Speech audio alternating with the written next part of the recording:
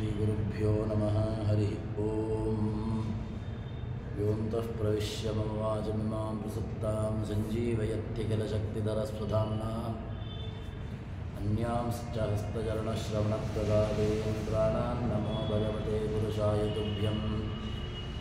भवति दुर्भावादेडमो कोऽपि वाग्मी जडमदिनभजन्तुर्जायते प्राज्ञमूर्तिः सकलवचनचेतो देवता भारती सा मम वचसे धत्तां सन्निधिं मानसे च। तपो विद्याविरक्त्यादिसद्गुणोदाकरानहं वादिराजगुरून् वन्दे हयग्रीवपदाश्रयान्। पूज्याय राघवेन्द्राय सत्यधर्मरताय च भजतां कल्पवृक्षाय नमतां कामधेनवे। ब्रह्मचर्यारिप्रेतिसुविद्यावादशालिनः इष्टदान् कष्टहर्तॄन्नः विद्यामान्यान् मुनीन् नमः। श्रीगुरुभ्यो नमः।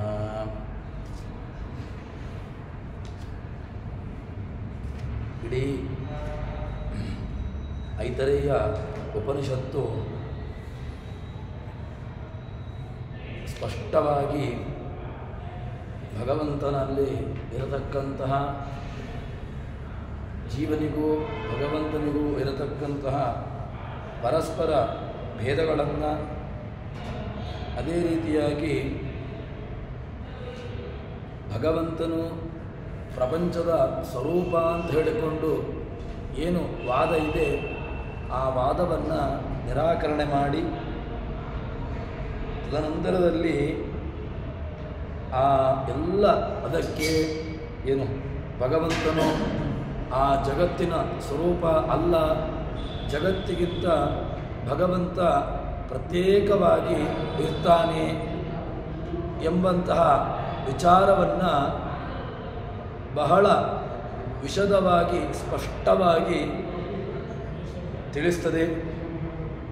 ಅದಾದ ಮೇಲೆ ಕೇವಲ ಇಲ್ಲಿ ಈ ಮುಕ್ತಿಗಿಂತ ಸಾಂಸಾರಿಕಾವಸ್ಥೆಯಲ್ಲಿ ಮಾತ್ರ ನಮಗೆ ಭೇದ ಇರುವಂತಹದ್ದು. ಯಾವಾಗ ಜೀವನು ಈ ದೇಹದ ಸಂಬಂಧವನ್ನು ಬಿಟ್ಟು ಭಗವಂತನನ್ನು ಸೇರ್ತಾನೋ ಆವಾಗ ಅಲ್ಲಿ ಯಾವುದೇ ರೀತಿಯಾಗಿರತಕ್ಕಂತಹ ಭೇದಗಳಿಲ್ಲ. ತಾನು ಅದೇ ರೀತಿಯಾಗಿ ಭಗವಂತನು ಎಲ್ಲ ಒಂದೇ ಎಂಬಂತಹ ಏನು ವಿಚಾರಗಳಿದೆ ಆ ಎಲ್ಲ ವಾದಗಳನ್ನು ಕೂಡ ಅದನ್ನು ನಿರಾಕರಣೆ ಮಾಡಿ ತದನಂತರದಲ್ಲಿ ಅದಕ್ಕೆ ಬೇಕಾಗಿರತಕ್ಕಂತಹ ಪ್ರಮಾಣವನ್ನು ಕೊಡ್ತಾರೆ. ಪುರುಷ ಏವ ಇದಂ ಸರ್ವಂ ಯದ್ಭೂತಂ ಯಚ್ಚ ಭವ್ಯಂ ಪುರುಷೇಣೇವೇದಂ ಸರ್ವಂ ವ್ಯಾಪ್ತಂ ಯದ್ಭೂತಂ ಯಚ್ಚ ಭಾವ್ಯಂ ಅಂತ ಎಲ್ಲ ಆ ಪ್ರಮಾಣವನ್ನು ಮುಕ್ತ್ಯವಸ್ಥೆಯಲ್ಲಿಯೂ ಕೂಡ ಭೇದ ಎಂಬುದು ಅದು ಸಾರ್ವಕಾಲಿಕ. ಕೇವಲ ಈ ಒಂದು ಶರೀರದ ಸಂಬಂಧವನ್ನು ಹೊಂದಿದಾಗ ಮಾತ್ರ ಭೇದ ಇರುವುದು, ಅಥವಾ ಮುಕ್ತಿಯನ್ನು ಹೊಂದಿದ ಮೇಲೆ ಭೇದವೂ ಇಲ್ಲ, ಏನೂ ಇಲ್ಲ, ಎಲ್ಲ ಒಂದೇ ಎಂಬಂತಹ ಏನು ವಿಚಾರ ಇದೆ ಆ ಎಲ್ಲ ವಿಚಾರಗಳನ್ನು ಕೂಡ ನಿರಾಕರಣೆ ಮಾಡಿ ಇನ್ನು ಆ ಪ್ರಮಾಣವನ್ನು ಏನು ಎಲ್ಲ ಶೂನ್ಯವಾದಗಳನ್ನು ನಿರಾಕರಣೆ ಮಾಡಿ ಏಕಜೀವವಾದ, ಬಹುಜೀವವಾದ ಎಲ್ಲ ವಿಚಾರಗಳನ್ನು ಕೂಡ ಪೂರ್ತಿ ನಿರಾಕರಣೆ ಮಾಡಿ ಅದಾದ ಮೇಲೆ ಮುಕ್ತಿಯಲ್ಲಿಯೂ ಕೂಡ ಏನು ತಾರತಮ್ಯ ಎಂಬುದು ಇದೆ ಎಂಬುದನ್ನು ವೇದಮಂತ್ರಗಳ ಮೂಲಕವಾಗಿ ಅದನ್ನು ಸ್ಪಷ್ಟಪಡಿಸ್ತಾರೆ. ಹೇಗೆ ಅಂತ ಕೇಳಿದರೆ, ಯಸ್ಯ ಬ್ರಹ್ಮ ಚಕ್ಷತ್ರಂಚ ಉಭೇ ಭವತವೋದನಃ ಮತ್ತಸ್ಮಿನ್ ದೇವಾಶ್ರುತಾ ಸರ್ವೇ ಅಕೃಣ್ವಂತಃ ಕರ್ಣಾವಂತಸ್ಸ ಕಾಯೋ ಮನೋಜವೇ ಶ್ವಾಸಮಾಭೂಃ ಆದಘ್ನಾದ ಉಪಕಕ್ಷಾದ ಉತ್ವೇ ಪ್ರದಾ ಇವ ಸ್ನಾತ್ವ ಉತ್ವೇನ ದೃಶ್ಯೇ. ಹೀಗೆ ತಾರತಮ್ಯ ಮುಕ್ತ್ಯವಸ್ಥೆಯಲ್ಲಿಯೂ ತಾರತಮ್ಯ ಇದೆ, ಅದೇ ರೀತಿಯಾಗಿ ಈ ಸಾಂಸಾರಿಕಾವಸ್ಥೆಯಲ್ಲಿಯೂ ಕೂಡ ತಾರತಮ್ಯ ಎಂಬುದು ಸಿದ್ಧ ಎಂಬುದನ್ನು ಬಹಳ ವಿಶದವಾಗಿ ಅದನ್ನು ಸ್ಪಷ್ಟಪಡಿಸ್ತಾರೆ. ಅದಾದ ಮೇಲೆ ಮುಕ್ತಿ ಎಂಬುದು ಇದೆ ಎಂಬುದನ್ನು ಪ್ರಮಾಣಪೂರ್ವಕವಾಗಿ ಅದನ್ನು ಹೇಳ್ತಾರೆ. ಮುಕ್ತಿಯನ್ನು ಅಂದರೆ ಭಗವಂತನನ್ನು ಸೇರುವಿಕೆ, ಈ ಮುಕ್ತಿಯವಸ್ಥೆಯನ್ನು ಇಲ್ಲ ಅಂತ ಹೇಳ್ತಾರೆ.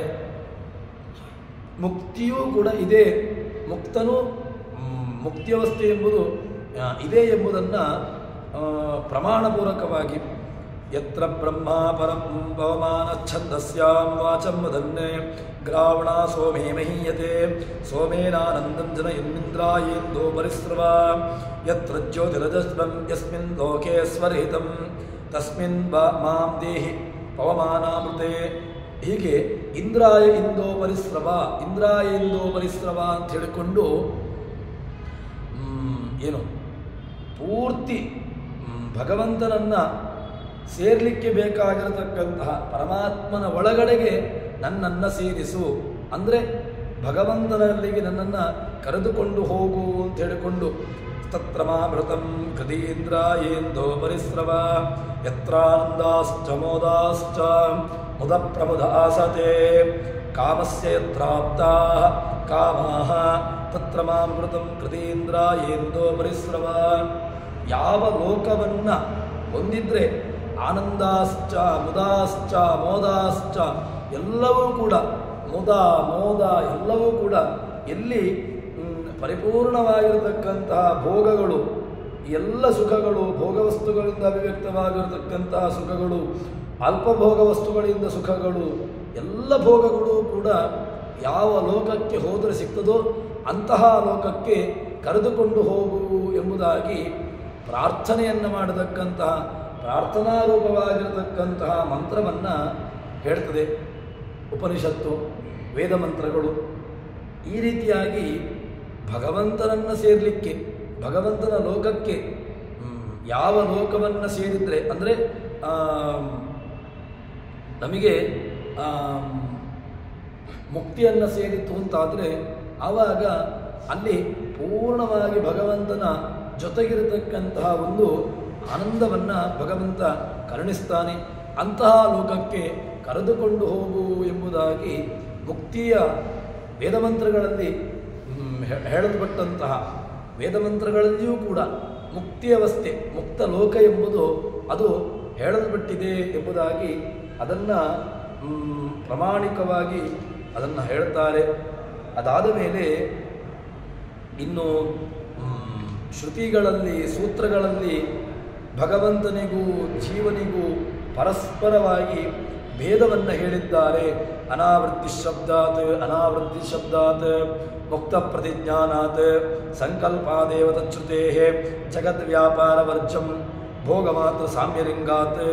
ಹೀಗೆ ಎಲ್ಲ ಸೂತ್ರಗಳಲ್ಲಿ ಪರಸ್ಪರ ಭಗವಂತನಿಗೂ ಜೀವನಿಗೂ ತುಂಬ ಭೇದವನ್ನು, ಜೀವನಿಗೂ ಭಗವಂತನಿಗೂ ಸುಮಾರು ಭೇದವೇ ಇದೆ ಎಂಬುದನ್ನು ಇಲ್ಲಿ ಸೂತ್ರಗಳ ಬ್ರಹ್ಮಸೂತ್ರಗಳ ಮೂಲಕವಾಗಿ ಅದನ್ನು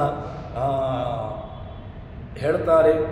ಹೀಗೆ ನಮಗೆ ಶ್ರುತಿಗೆ ಅರ್ಥವನ್ನು ಮಾಡಬೇಕು ಅಂತಾದರೆ ಈಗ ಉಪನಿಷತ್ತುಗಳಿಗೆ ಅಥವಾ ಶ್ರುತಿಗೆ ಯಾವ ಒಂದು ಶ್ರುತಿಗೆ ನಾವು ಅರ್ಥವನ್ನು ಮಾಡಬೇಕು ಅಂತಾದರೆ ಅದಕ್ಕೆ ಬ್ರಹ್ಮಸೂತ್ರಾನುಸಾರವಾಗಿ ನಾವು ಅದನ್ನು ಅರ್ಥವನ್ನು ಮಾಡಬೇಕು.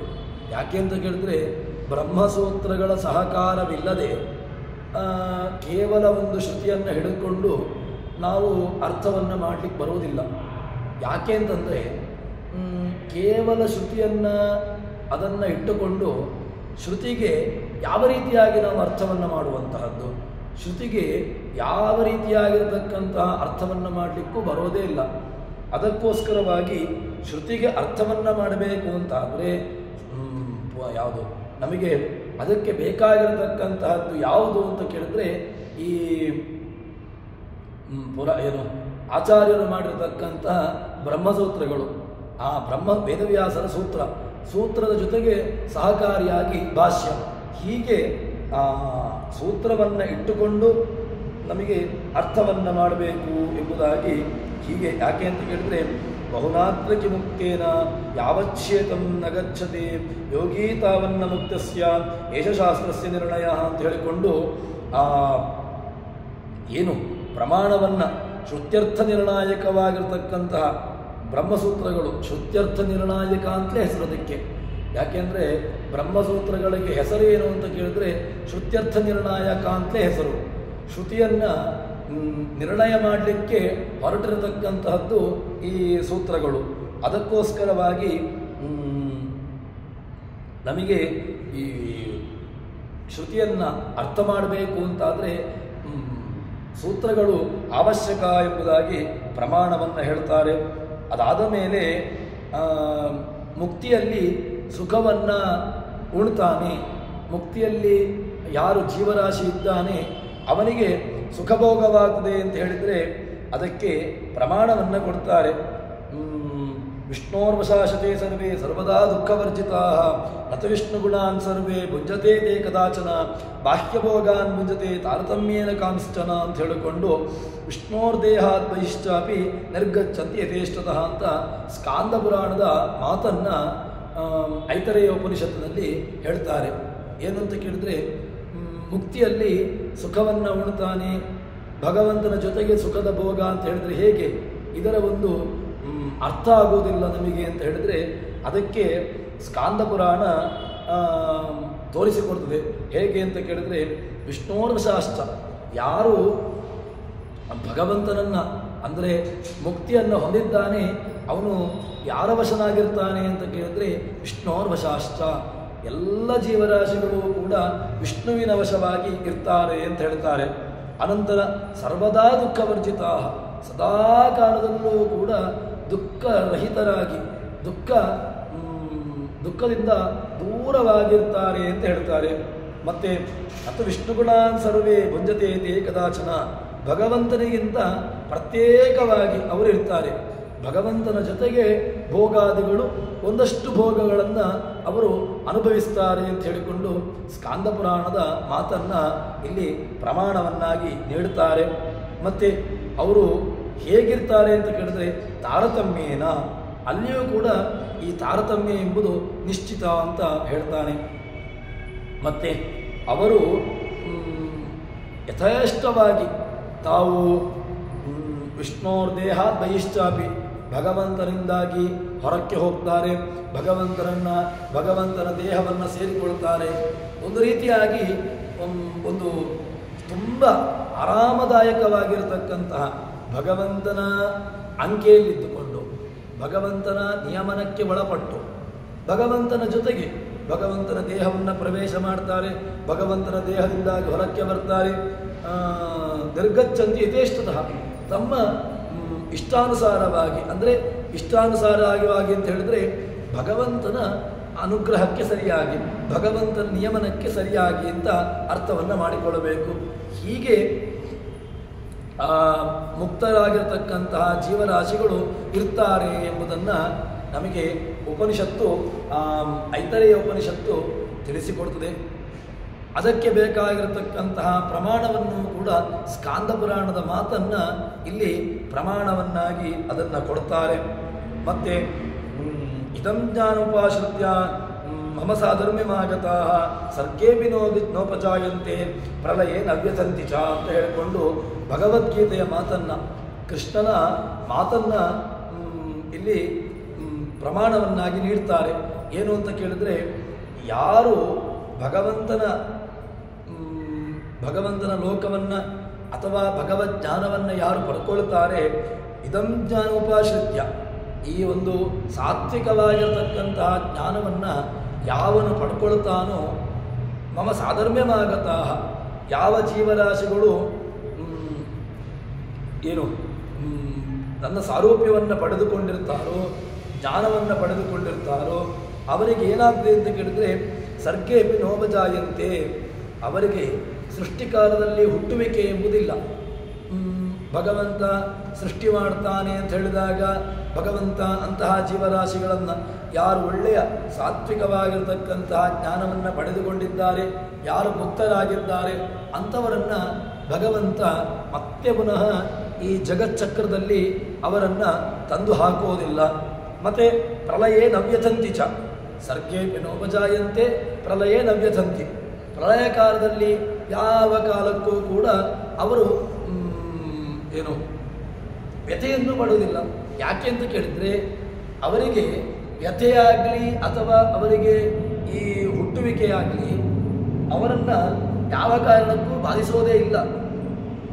ಅವರು ಭಗವಂತನ ಚಿಂತನೆಯಲ್ಲಿ ಭಗವಂತನ ವ್ಯವಸ್ಥೆಯಲ್ಲಿ ಇರ್ತಾರೆ. ಆದ್ದರಿಂದಾಗಿ ಭಗವಜ್ಞಾನವನ್ನು ಪಡೆದುಕೊಂಡಿರ್ತಾರೆ. ಆದ್ದರಿಂದಾಗಿ ಅವರಿಗೆ ಈ ಯಾವ ವ್ಯವಸ್ಥೆಗಳು ಆ ಹುಟ್ಟುವಿಕೆಯಾಗಲಿ ಸಾಯುವಿಕೆಯಾಗಲಿ ಅಥವಾ ಇನ್ನಿತರವಾಗಿರತಕ್ಕಂತಹ ವೃದ್ಧಿಹ್ರಾಸಾದಿಗಳಾಗಲಿ ಯಾರಿಗೂ ಕೂಡ ಬಾಧಿಸೋದಿಲ್ಲ ಎಂಬುದಾಗಿ ಹೇಳ್ತಾರೆ. ಹೀಗೆ ಭಗವಂತನೇ ಎಲ್ಲ ಉತ್ತಮ ಎಂಬುದನ್ನು ಭಗವಂತನ ಮಾತಿನ ಮೂಲಕವಾಗಿ ಭಗವದ್ಗೀತೆಯ ಮಾತು, ಪುರಾಣದ ಮಾತು, ಅದೇ ರೀತಿಯಾಗಿ ವೇದವ್ಯಾಸರಾಗಿ ಸೂತ್ರಕಾರರಾಗಿರತಕ್ಕಂತಹ ವೇದವ್ಯಾಸರ ಮಾತು ಎಲ್ಲ ಪ್ರಮಾಣಗಳನ್ನು ನೀಡಿ ತನ್ಮೂಲಕವಾಗಿ ಇಲ್ಲಿ ಆ ವಿಷಯವನ್ನು ದೃಢಪಡಿಸ್ತಾರೆ. ತದನಂತರದಲ್ಲಿ ಉಪನಿಷತ್ತು ಮುಂದಕ್ಕೆ ಏನು ಹೇಳ್ತದೆ ಅಂತ ಕೇಳಿದ್ರೆ, ತತ್ವಾ ಇದಂ ಬೃಹತಿ ಸಹಸ್ರಂ ಸಂಪನ್ನಂ ಯಸ್ಯ ತಸ್ಯ ಯಾನಿ ವ್ಯಂಜನಾನಿ ತಚ್ಚರೀರಂ ಯೋ ಘೋಷಃ ಸ ಆತ್ಮ ಯ ಊಷ್ಮಾಣಃ ಸ ಪ್ರಾಣಃ. ಹೀಗೆ ಎಲ್ಲ ಆ ಬೃಹತಿ ಸಹಸ್ರ ಛಂದಸ್ಸಿನ 1000 ಋಕ್ಕುಗಳು ಅದನ್ನು ಹೇಳ್ತಾರೆ. ಈ ಬೃಹತಿ ಸಹಸ್ರ ಮಂತ್ರದ ಏನು ಅದರ ಒಂದು ಪ್ರತಿಪಾದ್ಯ ದೇವತೆ, ಅದರಲ್ಲಿರ್ತಕ್ಕಂತಹ ಅಭಿಮಾನಿ ದೇವತೆ, ಈ ವಿಚಾರವನ್ನು ಉಪನಿಷತ್ತು ತಿಳಿಸಿಕೊಡ್ತದೆ. ಏನು ಅಂತ ಕೇಳಿದ್ರೆ, ಬೃಹತಿ ಸಹಸ್ರ ಛಂದಸ್ಸಿನ 1000 ಋನ್ಮಂತ್ರಗಳು. ಈ ಛಂದಸ್ಸೇ ಏನು ಬೃಹತಿ ಛಂದಸ್ಸೇ ಆಗಬೇಕು ಅಂತ ಹೇಳಿಕೊಂಡು ಏನು ಆ ನಿಯಮವನ್ನು ಬಿಟ್ಟು ಮತ್ತೇನು ಮಾಡ್ತಾರೆ ಅಂತ ಕೇಳಿದರೆ, ಯಾವುದೇ ಛಂದಸ್ಸಿನ ಬೇರೆ ಬೇರೆ ಛಂದಸ್ಸಿನ ಋನ್ಮಂತ್ರಗಳನ್ನು ಸೇರಿಸಿಕೊಂಡು 36,000 ಅಕ್ಷರಗಳಾಗ್ತದೋ, ಮತ್ತು ಆ ಅಷ್ಟು ಋನ್ಮಂತ್ರಗಳನ್ನು ಸೇರಿಸಿಕೊಂಡು ಒಂದು ಬೃಹತಿ ಸಹಸ್ರ ಮಂತ್ರ ಸಿದ್ಧವಾಗ್ತದೆ. ಹೀಗೆ ಈ ಬೃಹತಿ ಸಹಸ್ರ ಮಂತ್ರದ ವ್ಯಂಜನಾಕ್ಷರಗಳು, ಅದರಲ್ಲಿರ್ತಕ್ಕಂತಹ ಆ ವ್ಯಂಜನಾಕ್ಷರಗಳಿಗೆ ಯಾರು ದೇವತೆ ಅಂತ ಕೇಳಿದರೆ, ತಸ್ಯ ಯಾನಿ ವ್ಯಂಜನಾನಿ ತಚ್ಚರೀರಂ. ಅದಕ್ಕೆ ದೇವತೆಯನ್ನು, ಅದರ ಎಲ್ಲ ಆ ಮಂತ್ರದ ದೇವತಾ ಋಷಿ, ಅದೇ ರೀತಿಯಾಗಿ ಅದರ ಪ್ರತಿಪಾದ್ಯಮಾನವಾಗಿರತಕ್ಕಂತಹ ದೇವತೆ ಎಲ್ಲ ವಿಚಾರಗಳನ್ನು ಐತರೇಯ ಉಪನಿಷತ್ತು ನಮ್ಮ ಮುಂದಕ್ಕೆ ತೆರೆದಿಟ್ಟಿದೆ.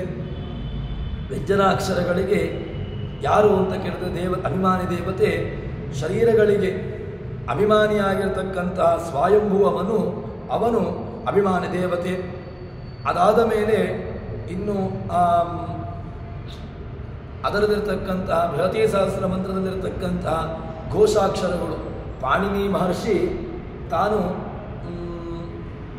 ವ್ಯಾಕರಣದವನ್ನು ಸೂತ್ರವನ್ನು ಮಾಡುವಾಗ ಘೋಷಾಕ್ಷರಗಳು, ಊಷ್ಮಾಕ್ಷರಗಳು, ಅದೇ ರೀತಿಯಾಗಿ ನಾಸಿಕಾಕ್ಷರಗಳು, ಹೀಗೆ ಎಲ್ಲ ಮಂತ್ರಗಳ ಅಲ್ಲಿ ಶಬ್ದಗಳನ್ನು ಭೇದ ಮಾಡಿದ್ದಾನೆ.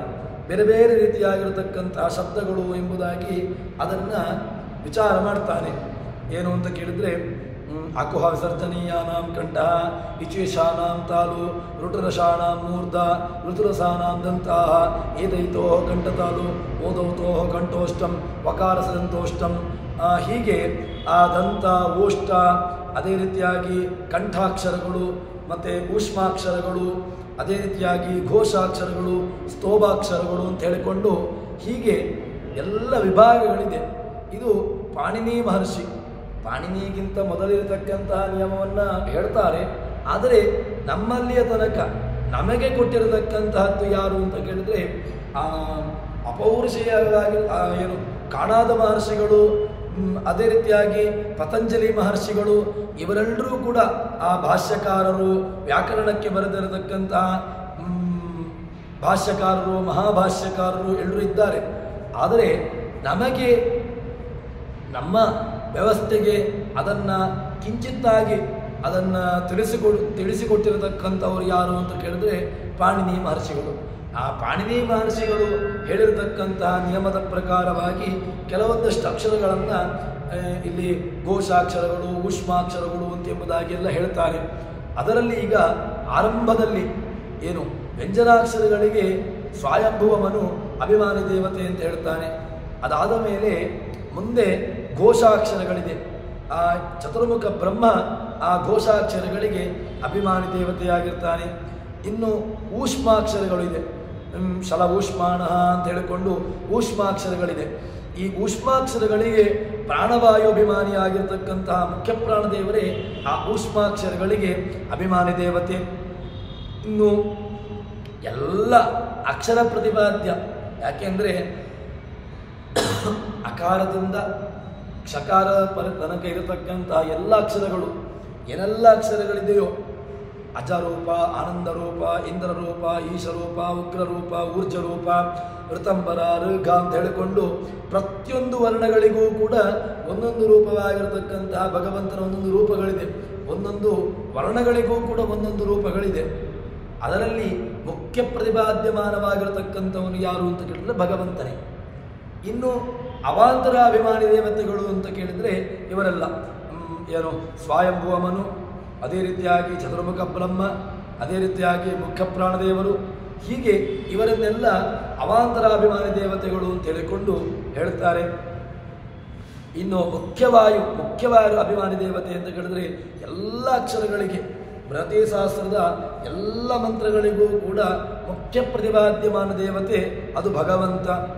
ಹೀಗೆ ಆ ಎಲ್ಲ ಅಭಿಮಾನಿ, ಅಭಿಮಾನಿ ದೇವತೆ, ಪ್ರತಿಪಾದ್ಯ ದೇವತೆ, ಎಲ್ಲ ಪ್ರತಿಪಾದಕಗಳನ್ನು ಚೆನ್ನಾಗಿ ತಿಳಿದುಕೊಂಡು ಅದನ್ನು ಯಾರು ಉಪಾಸನೆ ಮಾಡ್ತಾನೆ ಅವನಿಗೆ ಏನಾಗ್ತದೆ ಅಂತ ಕೇಳಿದರೆ, ಉಪಾಸನೆ ಮಾಡಿದ ಅಂತ ಹೇಳಿದ್ರೆ ಅವನಿಗೆ ಏನು ಪಡ್ಕೊಳ್ಬೇಕೋ ಅದನ್ನು ಪಡ್ಕೊಳ್ತಾನೆ ಅಂತ ಹೇಳ್ತಾರೆ. ಆದರೆ ಈಗ ಇಲ್ಲಿ ಹೇಳ್ತಾರೆ ಇದೆಲ್ಲವನ್ನೂ ಕೂಡ ಅಭಿಮಾನ ದೇವತೆ, ಪ್ರತಿಪಾದ್ಯಮಾನ ದೇವತೆ, ಎಲ್ಲ ಪ್ರತಿಪಾದ್ಯಮಾನ ದೇವತೆಗಳನ್ನು ಚೆನ್ನಾಗಿ ತಿಳಿದು ಉಪಾಸನೆ ಮಾಡಿರತಕ್ಕಂಥವನು ಏನಾಗ್ತದೆ ಅಂತ ಕೇಳಿದ್ರೆ ಅವನಿಗೆ ವಸಿಷ್ಠ ಅಂದರೆ ಏನು ಅಂತ ಕೇಳಿದ್ರೆ ಏತತ್ಥ ಸ್ಮ ವೈ ತದ್ವಿದ್ವಾನ್ ವಸಿಷ್ಠೋ ಬಭೂವ ಹತ ಏತನ್ನಾಮಧೇಯಂ ಲೇಮೇ ಏತದ್ ಏವೇಂದ್ರೋ ವಿಶ್ವಾಮಿತ್ರಾಯ ಪ್ರೋವಾಚ. ಇದರಲ್ಲಿ ಏನು ಹೇಳ್ತಾರೆ ಅಂತ ಕೇಳಿದರೆ ಈ ಪ್ರತಿಪಾದ್ಯಮಾನ ದೇವತೆಗಳನ್ನು ತಿಳಿದು ಉಪಾಸನೆ ಮಾಡಿರತಕ್ಕಂತಹ ವಸಿಷ್ಠ ಮುನಿ ಏನಾಗ್ತದೆ ಅಂತ ಕೇಳಿದರೆ ಅವನಿಗೆ ವಸಿಷ್ಠ ಅಂತ ತುಂಬ ದೊಡ್ಡದಾಗಿರತಕ್ಕಂತಹ ಸ್ಥಾನವನ್ನು ಪಡ್ಕೊಂಡ ಅಂತ ಹೇಳ್ತಾರೆ. ಅದಾದ ಮೇಲೆ ಇದರಲ್ಲಿ ಈ ವಿಷಯವನ್ನು ಇಂದ್ರ ಏನು ಮಾಡ್ತಾನೆ, ವಿಶ್ವಾಮಿತ್ರನಿಗೆ ಉಪದೇಶ ಮಾಡ್ತಾನೆ. ಅದಾದ ಮೇಲೆ ಈ ರಹಸ್ಯವನ್ನು ಭರದ್ವಾಜನಿಗೆ ಇಂದ್ರ ಉಪದೇಶವನ್ನು ಮಾಡ್ತಾನೆ. ಅದಾದ ಮೇಲೆ ಯೋಗ್ಯರಾಗಿರ್ತಕ್ಕಂತಹ ಶಿಷ್ಯರಿಗೆ ಉಪದೇಶ. ಯಾಕೆಂದರೆ ವಿದ್ಯೆ ಅದು ಯೋಗ್ಯರಿಗೆ ಸಿಗಬೇಕು ಅಂತ ಹೇಳ್ತಾರೆ.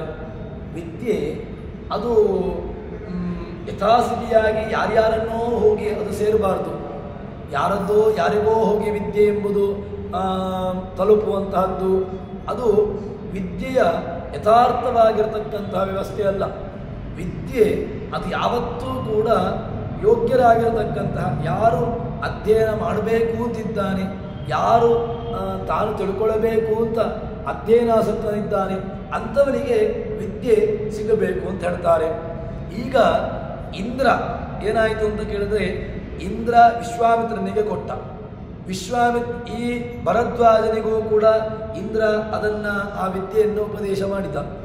ಅದಾದ ಮೇಲೆ ಯೋಗ್ಯರಾಗಿರತಕ್ಕಂತಹ ಶಿಷ್ಯರಿಗೆ, ತಾನು ವಿದ್ಯೆಯನ್ನು ಕೊಟ್ಟಿರತಕ್ಕಂತಹದ್ದು ಯೋಗ್ಯರಿಗೆ, ಆ ಯೋಗ್ಯರಾಗಿರತಕ್ಕಂಥವರಿಗೆ ಉಪದೇಶವನ್ನು ಮಾಡಿದ್ರಿಂದಾಗಿ ಇಂದ್ರ ಏನು ಮಾಡ್ತಾನೆ ಅಂತ ಕೇಳಿದರೆ ಬಂಧುವಾಗಿರತಕ್ಕಂಥ ಭಗವಂತನ ಅನುಗ್ರಹದಿಂದಾಗಿ ಎಲ್ಲ ಯಜ್ಞಗಳಲ್ಲಿ ಹವಿಷ್ಯನ್ನ, ಅದಕ್ಕೋಸ್ಕರವಾಗಿ ಎಲ್ಲ ಯಜ್ಞಗಳಲ್ಲಿ ಇಂದ್ರನಿಗೆ ಹವಿರ್ಭಾಗ ಅದು ಲಭಿಸ್ತದೆ. ಹೀಗೆ ಆ ಎಲ್ಲ ಭರದ್ವಾದಾಯ ಪ್ರೋವಾಚ ತಸ್ಮಾತ್ ಸ ತೇನ ಬಂಧುನಾ ಯಜ್ಞೇಶು ಹೂಯತೆ. ಯಜ್ಞಗಳಲ್ಲಿ ಇಂದ್ರನನ್ನ ಎಲ್ಲವರನ್ನೂ ಕೂಡ ಆವಾಹನೆ ಮಾಡಿ ಅವನಿಗೆ ಹವಿರ್ಭಾಗವನ್ನು ನೀಡುವಂತಹದ್ದು ಇದು ಪ್ರಸಿದ್ಧ ಎಂಬುದಾಗಿ ಹೀಗೆ ಹೇಳ್ತಾರೆ. ಇದು ಬೃಹತೀಶಾಸ್ತ್ರ ಮಂತ್ರದ ವ್ಯವಸ್ಥೆಯನ್ನು ಅಷ್ಟು ಪ್ರಸಿದ್ಧವಾಗಿರತಕ್ಕಂತಹದ್ದು ಅಂತ. ಇದಾದ ಮೇಲೆ ಮುಂದೆ ಆ ವಿಚಾರವನ್ನು ಏನು ಘೋಷಾಕ್ಷರಗಳು ಸ್ತೋಭಾಕ್ಷರಗಳು ಎಲ್ಲ ವಿಚಾರವನ್ನು ಕಿಂಚಿತ್ತಾಗಿ ಕೊಡ್ತಾರೆ, ವಿವರಣೆಯನ್ನು ಕೊಡ್ತಾರೆ. ಬೃಹತೀಶಾಸ್ತ್ರ ಮಂತ್ರದ ಏನು ಎಲ್ಲ ವ್ಯಂಜನಾಕ್ಷರಗಳಿದೆ ಆ ಎಲ್ಲ ವ್ಯಂಜನಾಕ್ಷರಗಳಿಗೆ ಸ್ವಯಂಭೂಮನೆ ಅಭಿಮಾನಿ ದೇವತೆ ಅಂತಾಯಿತು. ಅದಾದ ಮೇಲೆ ಅಲ್ಲಿರತಕ್ಕಂತಹ ವ್ಯಂಜನಾಕ್ಷರಗಳಲ್ಲಿರತಕ್ಕಂತಹ ಘೋಷಾಕ್ಷರಗಳಿಗೆ ಚತುರ್ಮುಖ ಬ್ರಹ್ಮ ಅಭಿಮಾನಿ ದೇವತೆ. ಸ್ವರಾಕ್ಷರಗಳಿಗೆ ಪುನಃ ಅದೇ ಆ ಬ್ರಹ್ಮದೇವರೇ ಅಭಿಮಾನಿ ದೇವತೆ. ಸ್ವರಾಕ್ಷರಗಳು ಕಚಟ ತಪ ತೃತೀಯ ಚತುರ್ಥಾಕ್ಷರಗಳು, ಅದೇ ರೀತಿಯಾಗಿ ತೃತೀಯ ಚತುರ್ಥ ಪಂಚಮಾಕ್ಷರಗಳು, ಯಾರ ಯಾವಾರಾಲ ಇದೆಲ್ಲವೂ ಕೂಡ ಘೋಷಾಕ್ಷರಗಳು ಅಂತ ಅನಿಸಿಕೊಳ್ತವೆ. ಊಷ್ಮಾಕ್ಷರಗಳಿಗೆ ಶಲ ಊಷ್ಮಾಣ ಅಂತ ಹೇಳ್ತಾರೆ. ಶ ಶ ಸಾಹ ಇದೆಲ್ಲವೂ ಕೂಡ ಊಷ್ಮಾಕ್ಷರಗಳು. ನಾವು ಇದಕ್ಕೆ ಊಷ್ಮಾಕ್ಷರಗಳಿಗೆ ಮುಖ್ಯ ಪ್ರಾಣದೇವರು ಅಭಿಮಾನಿ ದೇವತೆ. ಹೀಗೆ ಎಲ್ಲ ಮಂತ್ರಗಳಿಗೆ ಪ್ರತಿಪಾದ್ಯಮಾನ ದೇವತೆ, ಅಭಿಮಾನಿ ದೇವತೆ, ಮುಖ್ಯ ದೇವತೆ ಈ ಮೂರೂ ಕೂಡ ಅತೀ ಅವಶ್ಯಕ ಎಂಬುದಾಗಿ ನಮಗೆ ಐತರೇಯ ಉಪನಿಷತ್ತು ವಿಚಾರವನ್ನು ತಿಳಿಸಿಕೊಡ್ತದೆ. ಅದಾದ ಮೇಲೆ ಬೃಹತೀಶಾಸ್ತ್ರ ಮಂತ್ರದ ಉಪಾಸನೆಯಿಂದಾಗಿ ಏನಾಗ್ತದೆ ಅಂತ ಕೇಳಿದ್ರೆ 100 ವರ್ಷಗಳ ಕಾಲ ಏನು ಭಗವದ್ ಧ್ಯಾನವನ್ನು ಮಾಡಿದರೆ, ಭಗವಂತನ ಚಿಂತನೆಯನ್ನು ಮಾಡಿದರೆ ಏನು ಫಲ ಸಿಗಬೇಕೋ ಆ ಫಲ ಸಿಗ್ತದೆ ಅಂತ ಹೇಳ್ತಾರೆ.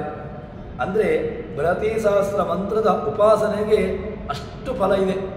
ಬೃಹತೀಶಾಸ್ತ್ರ ಮಂತ್ರವನ್ನು ಚೆನ್ನಾಗಿ ಅದನ್ನು ತಿಳಿದುಕೊಂಡು ಯೋಗ್ಯವಾಗಿರತಕ್ಕಂತಹ ರೀತಿಯಲ್ಲಿ ಅದನ್ನು ಉಪಾಸನೆ ಮಾಡಿದ ಅಂತ ಹೇಳಿದರೆ ಆವಾಗ 100 ವರ್ಷ ಭಗವಂತನ ಧ್ಯಾನವನ್ನು ಮಾಡಿದರೆ, ಭಗವಂತನ ಚಿಂತನೆಯನ್ನು ಮಾಡಿದರೆ ಏನು ಫಲ ಸಿಗಬೇಕೋ ಅಷ್ಟು ಫಲವನ್ನು ಪಡೆದುಕೊಳ್ತಾನೆ ಅಂತ ಉಪನಿಷತ್ತು ನಮಗೆ ತಿಳಿಸಿಕೊಡ್ತದೆ. ಹೇಗೆ ಅಂತ ಕೇಳಿದರೆ ತದ್ವಾ ಇದಂ ಬೃಹತೀಶಾಸ್ತ್ರಂ ಸಂಪನ್ನಂ ತಸ್ಯ ವಾ ಏತಸ್ಯ ಬೃಹತೀಶಾಸ್ತ್ರಸ್ಯ ಸಂಪನ್ನಸ್ಯ 37 ಅಕ್ಷರಾಣಾಂ ಸಹಸ್ರಾಣಿ ಭವಂತಿ ತಾವಂತಿ ಶತಸಂವತ್ಸರಸ್ಯ ಅನ್ನಾಂ ಸಹಸ್ರಾಣಿ ಭವಂತಿ. ಹೀಗೆ ಆ ವಿಚಾರವನ್ನು ಉಪನಿಷತ್ತು ನಮ್ಮ ಮುಂದೆ ತೆರೆದಿರುತ್ತದೆ.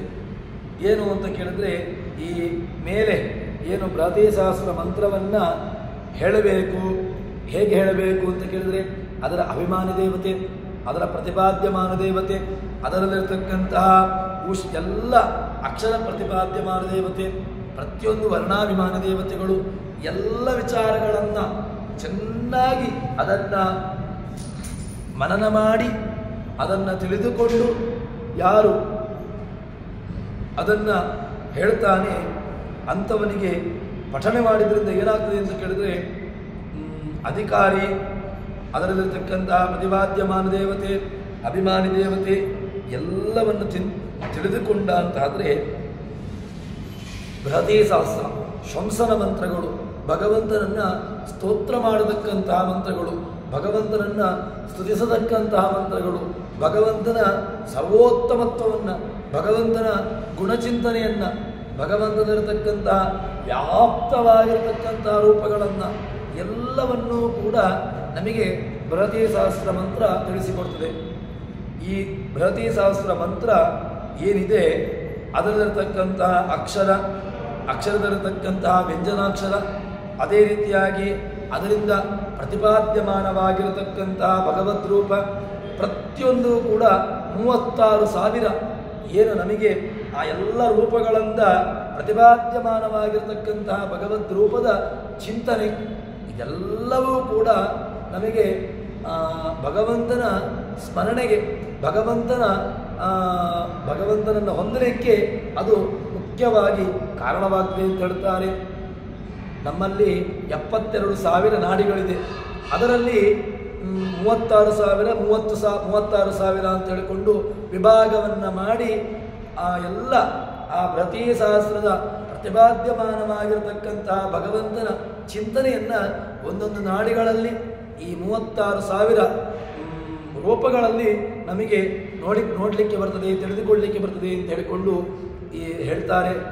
ಅದರಲ್ಲಿರತಕ್ಕಂತಹ ಆ 3 ವರ್ಷಗಳಲ್ಲಿ ಇರತಕ್ಕಂತಹ ಹಗಲು, ಅದೇ ರೀತಿಯಾಗಿ ಆ ರಾತ್ರಿ, ಅದರಲ್ಲಿರ್ತಕ್ಕಂತಹ ಪ್ರತಿಯೊಂದು ರೂಪಗಳು, ಹೀಗೆ ಆ ಒಂದೊಂದು ರೂಪಗಳು ಕೂಡ ಹಗಲಿನ ಅಭಿಮಾನಿ ದೇವತೆ, ರಾತ್ರಿಯ ಅಭಿಮಾನಿ ದೇವತೆ, 36,000 ಹೀಗೆ ಆ ವಿಭಾಗಗಳನ್ನೇ ತುಂಬ ವಿಸ್ತೃತವಾಗಿ ನಮಗೆ ಐತರೇಯ ಉಪನಿಷತ್ತು ನಮ್ಮ ಮುಂದೆ ತೆರೆಯಿಡುತ್ತದೆ. ಸರಿ, ಇದಾದ ಮೇಲೆ ಈ ಉಪಾಸನೆಯನ್ನು ಮಾಡ್ತಾನಲ್ವ, ಆ ಉಪಾಸನೆಯನ್ನು ಮಾಡತಕ್ಕಂಥವನಿಗೆ ಅದರಿಂದ ವ್ಯಂಜನ ಪ್ರತಿಪಾದ್ಯ ರೂಪ, ಹಗಲಿನ ಭಗವದ್ ರೂಪಗಳ ಉಪಾಸನೆಯ ಫಲ, ಅದೇ ರೀತಿಯಾಗಿ ಸ್ವರ ವ್ಯಂಜನ ರೂಪಗಳ, ಅದರಿಂದಾಗಿ ಹಗಲು ರಾತ್ರಿಗಳ ಧ್ಯಾನ, ಎಲ್ಲವೂ ಕೂಡ ಅವನಿಗೆ ಅಷ್ಟು ಚೆನ್ನಾಗಿ ಇದನ್ನು ಮಾಡಲಿಕ್ಕೆ ಸಾಧ್ಯವೇ ಇಲ್ಲ. ತುಂಬ ಕಷ್ಟ. ಯಾಕೆ ಅಂತ ಕೇಳಿದ್ರೆ, ಇದನ್ನು ಮಾಡಲಿಕ್ಕೆ ಯಾರಿಗೆ ಸಾಧ್ಯ ಅಂತ ಕೇಳಿದ್ರೆ ಯೋಗ್ಯ ಅಧಿಕಾರಿ.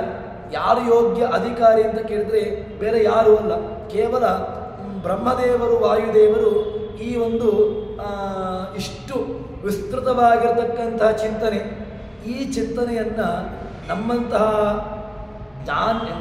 ನಮ್ಮಂಥವರು ಅಲ್ಪಜ್ಞರು ಇದನ್ನು ತಿಳ್ಕೊಳ್ಳಿಕ್ಕಾಗೋದೇ ಇಲ್ಲ.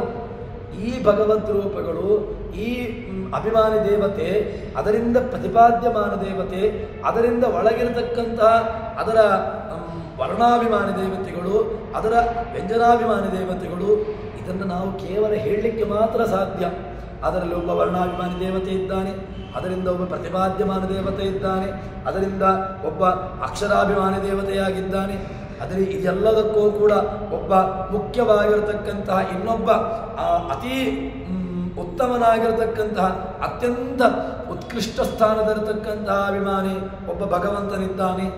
ಎಲ್ಲ ವಿಚಾರಗಳನ್ನು ನಾವು ಕೇವಲ ಬಾಯಿ ಮಾತಿನಿಂದ ಹೇಳಲಿಕ್ಕೆ ಸಾಧ್ಯ ಅಷ್ಟೇ.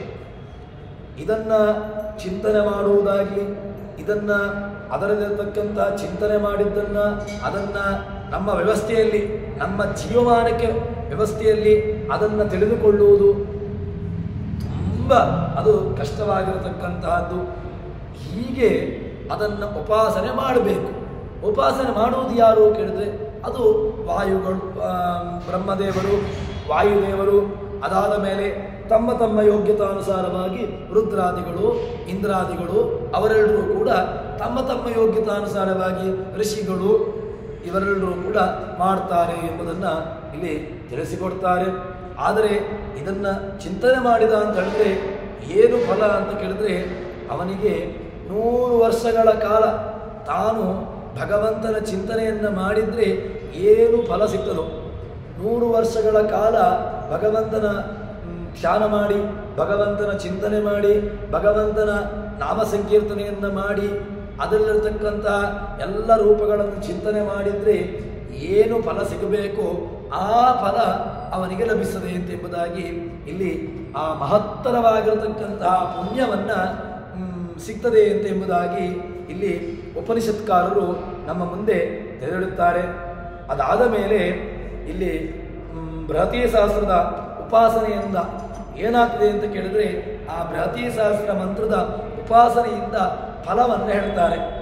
ಆ ಫಲ ತಸ್ಯ ವಾ ಏತಸ್ಯ ಬೃಹತಿ ಸಹಸ್ರಸ್ಯ ಸಂಪನ್ನಸ್ಯ ಪರಸ್ತಾತ್ ಪ್ರಜ್ಞಾಮಯ ದೇವತಾಮಯ ಬ್ರಹ್ಮಮಯ ಅಮೃತಮಯ ಸಂಭೂಯ ದೇವತಾ ಅಪ್ಯೇತಿ ಏವಂ ವೇದ ಯತ್ ಯೋಹಂ ಸೋಸೌ ಯೋಸೌ ಸೋಹಂ ತದುಕ್ತಂ ಋಷಿಣ ಸೂರ್ಯ ಆತ್ಮ ಜಗಾದಸ್ತಸ್ತುಷಶ್ಚ.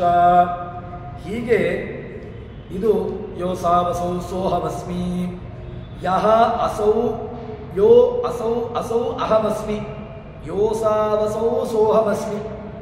ಇದು ನಮ್ಮಂಥವರಿಗೆ ಕೆಲವು ಸ್ವಲ್ಪ ಒಂದು ರೀತಿಯಾಗಿ ಕನ್ಫ್ಯೂಷನ್ ಸ್ಟೇಟ್ಮೆಂಟ್. ಅಂದರೆ ಅರ್ಥ ಆಗಲಿಕ್ಕೆ ಸ್ವಲ್ಪ ಕ್ಲಿಷ್ಟ. ಯೋಸಾವಸೌ ಸೋಹಮಸ್ಮಿ ಅಂತ ಹೇಳಿದ್ರೆ ಯಾರಲ್ಲಿ ಎಲ್ಲಿ ನಾನಿದ್ದೇನೆಯೋ ಅಥವಾ ಯಾವ ದೇವತೆಗಳಲ್ಲಿ ನಾನಿದ್ದೇನೆಯೋ ಅದು ನಾನಾಗಿದ್ದೇನೆ, ಅಥವಾ ಎಲ್ಲೆಲ್ಲಿ ಬೇರೆ ಕಡೆಗಳಲ್ಲಿರತಕ್ಕಂಥವು ನಾನು ಎಂಬುದಾಗಿ ಒಂದು ರೀತಿಯಾಗಿರ್ತಕ್ಕಂಥ ಐಕ್ಯ ಚಿಂತನೆ, ನನಗೂ ಭಗವಂತನಿಗೂ ಕಿಂಚಿತ್ತೂ ಭೇದ ಇಲ್ಲ ಅಂತ ಹೇಳಿಕೊಂಡಿರತಕ್ಕಂಥ ವಿಚಾರವನ್ನು ನಾವು ಇದಕ್ಕೆ ಅರ್ಥವನ್ನು ಮಾಡ್ತೇವೆ. ಆದರೆ ವಾಸ್ತವಿಕವಾಗಿರತಕ್ಕಂಥ ಇದಕ್ಕೆ ಯಥಾರ್ಥವಾಗಿರತಕ್ಕಂಥ ಅರ್ಥ ಏನು ಅಂತ ಕೇಳಿದ್ರೆ ಅದನ್ನು ಹೇಳುವಂತಹದ್ದು ಈ ಬೃಹತಿ ಸಹಸ್ರ ಮಂತ್ರದ ಸ್ವರ ವ್ಯಂಜನ, ಅದರಲ್ಲಿರ್ತಕ್ಕಂಥ ಸ್ವರವ್ಯಂಜನಗತವಾಗಿರ್ತಕ್ಕಂಥ ಭಗವದ್ರೂಪಗಳ ಚಿಂತನೆ. ಅದು 100 ವರ್ಷದ ಹಗಲು ರಾತ್ರಿಗಳಲ್ಲಿ ಉಂಟು ಅಂತ ಉಪಾಸನೆ ಮಾಡಿದರೆ ಏನಾಗ್ತದೆ? ಅನಿರುದ್ಧ, ಪ್ರದ್ಯುಮ್ನ, ಸಂಕರ್ಷಣ, ವಾಸುದೇವ ರೂಪಿ. ಅಷ್ಟೇ ಅಲ್ಲದೆ ಅವನನ್ನು ಸ್ವಾಮೀತ ಚಿಂತನೆ ಮಾಡಿ, ಅದೇ ರೀತಿಯಾಗಿ ಮುಖ್ಯ ಪ್ರಾಣನವರೆಗಿರತಕ್ಕಂತಹ ಮುಖ್ಯ ಪ್ರಾಣನ ತನಗಿರತಕ್ಕಂತಹ ದೇವತೆಗಳನ್ನು ಚಿಂತನೆ ಮಾಡುವಂತಹದ್ದು. ಎಲ್ಲ ದೇವತೆಗಳನ್ನು ಚಿಂತನೆ ಮಾಡಿದರೆ ಏನಾಗ್ತದೆ ಅಂತ ಕೇಳಿದರೆ ಅವನಿಗೆ ಬೃಹತಿ ಸಹಸ್ರ ಗತವಾಗಿರತಕ್ಕಂತಹ ಬೃಹತಿ ಸಹಸ್ರ ಮಂತ್ರ ಪ್ರತಿಪಾದ್ಯಮಾನವಾಗಿರತಕ್ಕಂತಹ ಭಗವಂತನ ಸ್ಥಾನ ಏನು? ಬೃಹತಿ ಸಹಸ್ರ ಮಂತ್ರ ಪ್ರತಿಪಾದ್ಯಮಾನವಾಗಿರತಕ್ಕಂತಹ ಭಗವಂತನ ಸ್ಥಾನ ಅಂತ ಹೇಳಿದರೆ ನೇರವಾಗಿ ಭಗವಂತನ ಚಿಂತನೆ. ಅವನಿಗೆ ಆ ಭಗವಂತನ ಸ್ಥಾನವೇ ಸಿಗ್ತದೆ, ಮೋಕ್ಷವೇ ಅವನಿಗೆ ಲಭಿಸ್ತದೆ ಅಂತ ಹೇಳ್ತಾರೆ. ಹೀಗೆ ಆ ಬೃಹತಿ ಸಹಸ್ರ ಮಂತ್ರದ ಚಿಂತನೆಯನ್ನು ಮಾಡಿದ ಅಂತ ಹೇಳಿದರೆ ಅಲ್ಲಿರತಕ್ಕಂತಹ ಸ್ವರದಲ್ಲಿ ವ್ಯಂಜನಾಕ್ಷರಗಳಲ್ಲಿ ಊಷ್ಮಾಕ್ಷರಗಳಲ್ಲಿ ಅದೇ ರೀತಿಯಾಗಿ ಅಲ್ಲಿರತಕ್ಕಂತಹ ಬೇರೆ ಬೇರೆ ವರ್ಣಗಳಲ್ಲಿ ಬೇರೆ ಬೇರೆ ಅಕ್ಷರಗಳಲ್ಲಿರತಕ್ಕಂತಹ ಪ್ರತಿಪಾದ್ಯಮಾನ ದೇವತೆ, ಮುಖ್ಯ ದೇವತೆ, ಅದೇ ರೀತಿಯಾಗಿ ಬೇರೆ ಬೇರೆ ದೇವತೆಗಳನ್ನು ಚಿಂತನೆ ಮಾಡಿದ ಅಂತ ಹೇಳಿದರೆ ಆವಾಗ ಅವನಿಗೆ ಈ ನಮ್ಮ ದೇಹದಲ್ಲಿ ಏನು 72,000 ನಾಡಿಗಳು, 36 ಆಚಾರ್ಯರು ಅದನ್ನು ಚೆನ್ನಾಗಿ ಅದನ್ನು ವಿವರಣೆ ಕೊಡ್ತಾರೆ. ನಮಗೆ ಏನು ತಂತ್ರಸಾರ ಸಂಗ್ರಹ ಅಂತ ಆಚಾರ್ಯರು ಕೊಟ್ಟಿರತಕ್ಕಂತಹ ಗ್ರಂಥ ಇದೆ. ಅದರಲ್ಲಿ ಇಡಾಚ ಪಿಂಗಳ ಚೈವ ಅಂತ ಹೇಳಿಕೊಂಡು ಒಳ್ಳೆಯ ನಾಡಿಗಳನ್ನು ಚಿಂತನೆ ಮಾಡ್ತಾರೆ. ಇಡಾ ನಾಡಿ, ಪಿಂಗಳ ನಾಡಿ, ಅದೇ ರೀತಿಯಾಗಿ ಸುಷುಮ್ನ ನಾಡಿ, ಬ್ರಹ್ಮನಾಡಿ, ಹೀಗೆ ಒಂದೊಂದು ನಾಡಿಗಳ ಚಿಂತನೆ. ಅದರಲ್ಲಿ 36,000 ನಾಡಿಗಳು, ಇನ್ನು 36,000 ನಾಡಿಗಳು, ಒಟ್ಟಿಗೆ ಸೇರಿದಾಗ 72,000 ನಾಡಿಗಳು. ಈ 72,000 ನಾಡಿಗಳಲ್ಲಿ ಇರತಕ್ಕಂಥ ಬೃಹತಿ ಸಹಸ್ರ ಪ್ರತಿಪಾದ್ಯಮಾನವಾಗಿರತಕ್ಕಂಥ ಭಗವಂತನ ಹಗಲು, ಅದೇ ರೀತಿಯಾಗಿ ಭಗವಂತನ ರಾತ್ರಿ ನಿಯಾಮಕ ರೂಪಗಳು, ಎಲ್ಲ ನಿಯಾಮಕವಾಗಿರತಕ್ಕಂಥ ರೂಪಗಳ ಚಿಂತನೆ, ಅದರಿಂದ ಪ್ರತಿಪಾದ್ಯಮಾನವಾಗಿರತಕ್ಕಂಥ ದೇವತಾ ಚಿಂತನೆ, ಇದೆಲ್ಲವನ್ನೂ ಕೂಡ ಚಿಂತನೆ ಮಾಡಬೇಕು ಅಂತ ಹೇಳ್ತಾರೆ. ಅದೇ ರೀತಿಯಾಗಿ ಈ ಸ್ವರವ್ಯಂಜನಗತ ರೂಪಗಳು, ಪುರುಷಗತ, ದಿನರಾತ್ರಿಗತ ರೂಪಗಳು, ಇದೆಲ್ಲವೂ ಕೂಡ ಎಲ್ಲಿದೆ ಅಂತ ಕೇಳಿದ್ರೆ ಸೂರ್ಯನಲ್ಲಿ, ಸೂರ್ಯಾಂತರ್ಗತನಾಗಿರ್ತಕ್ಕಂಥ ರೂಪ. ಈ ಆಚಾರ್ಯರ ಮಾತನ್ನು ಅರ್ಥೈಸಿಕೊಳ್ಳುವಂತಹದ್ದು ತುಂಬ ಸುಲಭ. ಆದರೆ ಸ್ವಲ್ಪ ಏನಾಗಿದೆ ಅಂತ ಕೇಳಿದ್ರೆ ಅದನ್ನು ನಾವು ಅರ್ಥೈಸಿಕೊಳ್ಳುವುದರಲ್ಲಿ ಸ್ವಲ್ಪ ಎಡವಿದೆವು ಅಂತ ಹೇಳಿದ್ರೆ ಆವಾಗ ಅದರಿಂದ ನಮಗೆ ಅಪಾರ್ಥವಾಗಿ ಬಿಡ್ತದೆ. ಅದಕ್ಕೋಸ್ಕರವಾಗಿ ಆ ಸೂರ್ಯನಲ್ಲಿರತಕ್ಕಂತಹ ಭಗವಂತನ ಅಹಂ ಅಂತ ರೂಪವನ್ನು ಹೇಳಿದ್ದು. ಇದು ಅಹಂ ಅಂತ ಹೇಳಿದ್ರೆ ಏನಾಗ್ತದೆ ಅಂತ ಕೇಳಿದ್ರೆ ನಾನು ಅಂತ ಹೇಳಿಕೊಂಡು ಚಿಂತನೆ ಬಂದುಬಿಡ್ತಿದೆ. ಸೂರ್ಯನಲ್ಲಿರತಕ್ಕಂತಹ ನಿಯಾಮಕವಾಗಿರತಕ್ಕಂತಹ ರೂಪ ನಾನಾಗಲಿಕ್ಕೆ ಹೇಗೆ ಸಾಧ್ಯ? ನನಗೂ ಸೂರ್ಯನ ಅಂತರ್ಗತವಾಗಿರತಕ್ಕಂತಹ ರೂಪಗಳಿಗೂ ತುಂಬ ಭೇದ ಇದೆ. ಯಾಕೆ? ಅಲ್ಲಿರತಕ್ಕಂತಹ ಸೂರ್ಯಾಂತರ್ಗತನಾಗಿರ್ತಕ್ಕಂತಹ ರೂಪ ಅದು ಯಾರು ಅಂತ ಕೇಳಿದ್ರೆ ಕೃಷ್ಣ ಭಗವದ್ಗೀತೆಯಲ್ಲಿ ಹೇಳ್ತಾನಲ್ವ, ಯಚ್ಚಂದ್ರಮಸಿ ಯಚ್ಚಾಗ್ನೋ ತತ್ತೇಜೋ ವಿದ್ಯುಮಾವಕಂ ಅಂತ ಹೇಳಿಕೊಂಡು, ಸೂರ್ಯನಲ್ಲಿ, ಅಗ್ನಿಯಲ್ಲಿ, ಚಂದ್ರನಲ್ಲಿರತಕ್ಕಂಥ ಏನೆಲ್ಲ ತೇಜಸ್ಸುಗಳುಂಟು ಅದು ನನ್ನದ್ದು ಅಂತ ಹೇಳಿಕೊಂಡು ಭಗವಂತ ಅತ್ಯಂತ ಸ್ಪಷ್ಟವಾಗಿ ಕೊಟ್ಟಿದ್ದಾನಲ್ವ. ಅದಕ್ಕೆಲ್ಲ ನಿಯಮ ನಮಗೆ ವಿಚಾರವನ್ನು ಅದನ್ನು ಉಪನಿಷತ್ತು ನಮಗೆ ಹೇಳ್ತದೆ. ಅಹಂ ಅಂತ ಕೊಟ್ಟದ್ದು ಏನು ಅಂತ ಕೇಳಿದ್ರೆ ಆ ಎಲ್ಲ ರೂಪಗಳಲ್ಲಿ ಸೂರ್ಯಾಂತರ್ಗತನಾಗಿರ್ತಕ್ಕಂಥ ರೂಪದಲ್ಲಿರ್ತಕ್ಕಂಥವನು ನಾನು ಅಂತ ಹೇಳಿದ್ರೆ ಪುರುಷ ಅಂತ ಕೊಟ್ಟದ್ದು. ಸ್ತ್ರೀ ರೂಪದಲ್ಲಿ, ಪುರುಷ ರೂಪದಲ್ಲಿ, ಎಲ್ಲ ರೂಪಗಳಲ್ಲಿಯೂ ಕೂಡ ಭಗವಂತನಿದ್ದಾನೆ. ಸೂರ್ಯನಲ್ಲಿರ್ತಕ್ಕಂತಹ ಭಗವಂತನೇ ಭರತೀ ಸಹಸ್ರ ಚೇತನಲ್ಲಿ, ಭರತೀ ಸಹಸ್ರದ ಸ್ವರವ್ಯಂಜನಗಳಲ್ಲಿ, 100 ವರ್ಷಗಳ ಹಗಲು ರಾತ್ರಿಗಳಲ್ಲಿ, ಸ್ಥಾವರ ಪದಾರ್ಥಗಳಲ್ಲಿ, ಎಲ್ಲ ಸ್ಥಾವರ ಪದಾರ್ಥಗಳಲ್ಲಿ ಭಗವಂತ ಅಂತರ್ಯಾಮಿಯಾಗಿದ್ದಾನೆ ಅಂತ ಹೇಳಿಕೊಂಡು ತೋರಿಸಿಕೊಡ್ತಾರೆ. ಹಾಗೆ ಈ ಎಲ್ಲ ನಾರಾಯಣ ನಾಮಕ ಪರಬ್ರಹ್ಮ ಜೀವಾಂತರ್ಗತನಾಗಿ, ಜೀವಾಂತರ್ಗತ ಜೀವನಿಯಾಮಕ ಎಲ್ಲ ಇದನ್ನು ದಾಸರುಗಳು ಕೂಡ ನಮಗೆ ತಮ್ಮ ಮಾತಿನಲ್ಲಿ ತೋರಿಸಿಕೊಡ್ತಾರೆ. ಜೀವಾಂತರ್ಗತ ಜೀವನಿಯಾಮಕ ತ್ರಿಕಾಲಜ್ಞ ಅಂತ ಹೇಳಿಕೊಂಡು ಭಗವಂತ ಜೀವಾಂತರ್ಗತನಾಗಿದ್ದಾನೆ, ಜೀವನಿಯಾಮಕನಾಗಿದ್ದಾನೆ, ತ್ರಿಕಾಲಜ್ಞನಾಗಿದ್ದಾನೆ. ತ್ರಿಕಾಲಜ್ಞ ಅಂತ ಹೇಳಿದ್ರೆ ಭೂತ ಭವಿಷ್ಯತ್ ವರ್ತಮಾನ ತ್ರೈಕಾಲಿಕವಾಗಿರತಕ್ಕಂಥ ಎಲ್ಲವನ್ನೂ ಕೂಡ ಭಗವಂತ ಚೆನ್ನಾಗಿ ತಿಳ್ಕೊಂಡಿದ್ದಾನೆ ಅಂತ ಹೇಳಿಕೊಂಡು ಹೀಗೆ ಐತರೇಯ ಉಪನಿಷತ್ತು ನಮಗೆ ತಿಳಿಸಿಕೊಡ್ತದೆ. ಇದಾದ ಮೇಲೆ ಇಲ್ಲಿ ಯೋಸೌ ಅಸೌ ಸೋಹಂ ಯಹ ಅಸೌ ವರ್ತತೆ ಖಲು, ಯಾರು ಅಲ್ಲಿದ್ದಾನಲ್ವ, ಯಾರು ಎಲ್ಲಿದ್ದಾನೆ, ಅಲ್ಲಿದ್ದಾನೆ ಅಂತ ಕೇಳಿದ್ರೆ ಅಲ್ಲಿ ಅಂತ ಹೇಳಿದ್ದು ಎಲ್ಲಿ ಅಂತ ಕೇಳಿದ್ರೆ ಸೂರ್ಯನಲ್ಲಿ. ಸೂರ್ಯಾಂತರ್ಗತನಾಗಿರ್ತಕ್ಕಂಥವನು ಯಾರು? ಸಹ ಅಹಂ, ಅದು ನಾನು. ನಾನು ಅಂತ ಹೇಳಿದ್ರೆ ಯಾರು? ನಾನು ಅಂತ ಹೇಳಬೇಕು ಅಂತಾದರೆ ಅದು ಭಗವಂತನೇ ಆಗಬೇಕು. ಹೀಗೆ ನಮಗೆ ಐತರೇಯ ಉಪನಿಷತ್ತು ತನ್ನ ವಿಸ್ತೃತವಾಗಿರತಕ್ಕಂತಹ ರೂಪವನ್ನು, ತನ್ನ ವಿಚಾರವನ್ನು ತಿಳಿಸಿಕೊಡುತ್ತದೆ. ಈ ರೀತಿಯಾಗಿ ಐತರೇಯ ಉಪನಿಷತ್ತು ದ್ವಿತೀಯ ಆರಣ್ಯಕ ಹೀಗೆ ನಮಗೆ ತನ್ನ ವಿಸ್ತೃತವಾಗಿರತಕ್ಕಂತಹ ರೂಪವನ್ನು, ಅದೇ ರೀತಿಯಾಗಿ ಭಗವಂತನ ವಿಸ್ತೃತವಾಗಿರತಕ್ಕಂತಹ ವಿಷಯವನ್ನು ನಮಗೆ ಎರಡನೆಯ ವಿಭಾಗದಲ್ಲಿ ದ್ವಿತೀಯ ಆರಣ್ಯಕದಲ್ಲಿ ಐತರೇಯ ಉಪನಿಷತ್ತು ತಿಳಿಸಿಕೊಡುತ್ತದೆ. ನಾಳೆ ಸೇರಿದಾಗ ಮೂರನೆಯ ವಿಭಾಗವನ್ನು, ಮೂರನೆಯ ಆರಣ್ಯಕವನ್ನು ನೋಡೋಣ ಅಂತ ಹೇಳುವಲ್ಲಿ ಹರಿಪ್ರಿಯತಾಂ ಶ್ರೀಕೃಷ್ಣ ಅರ್ಪಿತಮಸ್ತು.